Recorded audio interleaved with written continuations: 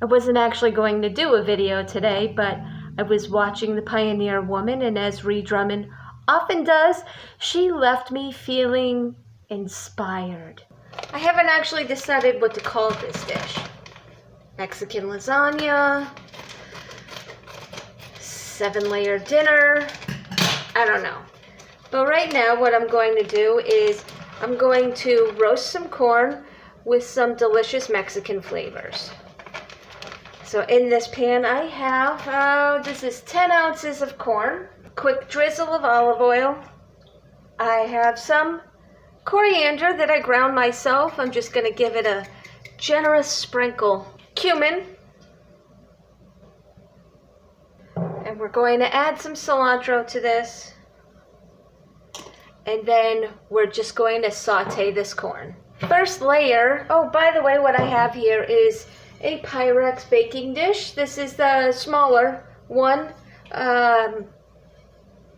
6 by 8.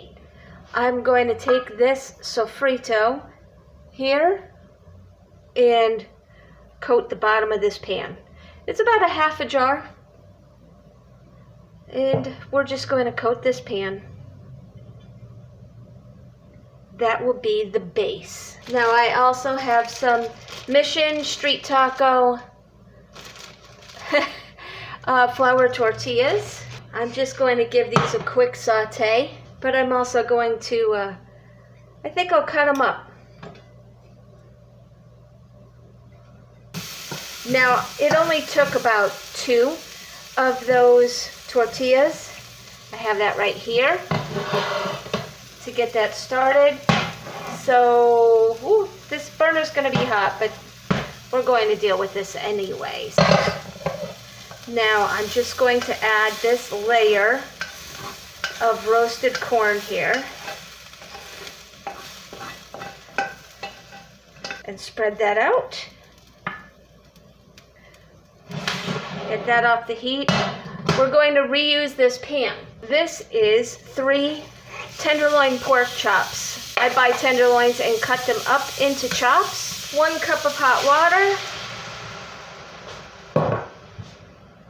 Why is it the easy open packages never open easily? We're going to add this taco seasoning right to this, and we will cook this until the sauce is thick and the meat is cooked. While we're doing that, we will make another layer of tortillas. That's my timer going off for the bread. Just quickly showing you here that I did add a layer of, let's see, it's a Mexican 4 cheese by Kraft. And then I'm going to put another layer of the tortilla. That layer is complete, and we are moving on to adding a layer of refried beans.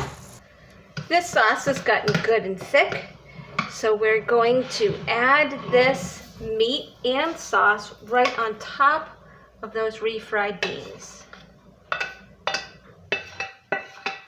There we go, with a final layer of the warmed up flour tortillas and another layer of that Kraft Mexican 4 cheese blend. Now we're going to make some cold things to go to the side of this, but obviously I'm going to have to clean up the stove here. Cut that camera off. I'm going to clean up a little bit here, and then we're going to prepare not necessarily a guacamole, but a light avocado spread to go with this, which we will also serve with sour cream and maybe some of my homemade salsa.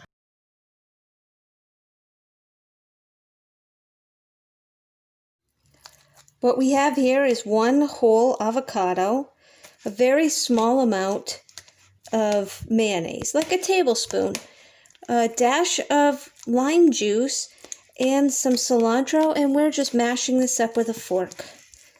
And once it's mashed up a bit, I have this quickie immersion blender. Now we're going to take this paste and pack it into a nice tight container.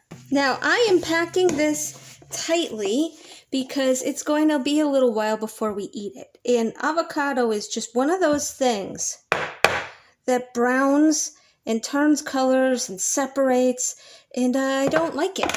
What I have here is a nice tight pack on this quick avocado guacamole, and I'm going to wrap it as tight as I can.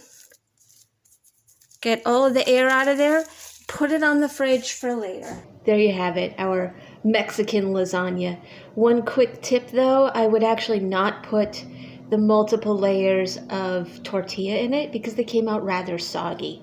So if you go ahead and layer it without those, but just put them on top, then you get the nice crispy tortilla you're hoping for. And then what we ended up doing was we served it with tortilla chips and actually ate it almost like a 7-layer dip. It was extremely filling, so it's not really a meal for just 2 people.